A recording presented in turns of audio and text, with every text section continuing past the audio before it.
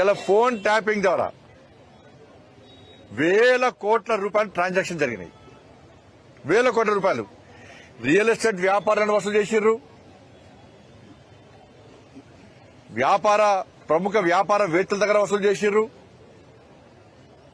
దొంగదందా చేసే రాజకీయ నాయకుడు చిట్టా తీసుకొని వాళ్ళ దగ్గర వసూలు చేసి కొత్త దొంగతందానికి తెరలేపిన వీళ్ళు.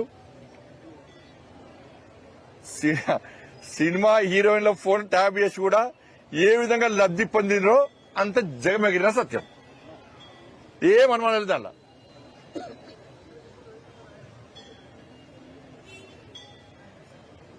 ఎలక్ట్రల్ బాండ్స్ ద్వారా వేల కోట్ల రూపాయలు ఇవాళ బీఆర్ఎస్ పార్టీ వసూలు చేసింది. బీఆర్ఎస్ పార్టీ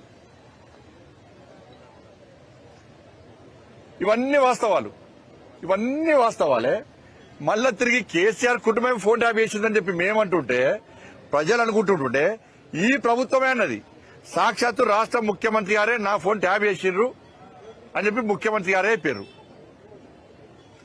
కేసీఆర్ కుటుంబం చేసిందని చెప్పారు. జడ్జిల ఫోన్ కూడా ట్యాప్ చేశారు. జడ్జిల ఫోన్లు కూడా, మంత్రుల ఫోన్లు, ఎంపీల ఫోన్లు, ఎమ్మెల్యే ఫోన్లు, ఇవన్నీ జడ్జిల ఫోన్ కూడా ట్యాప్ చేసినప్పుడు కేసీఆర్ కుటుంబమే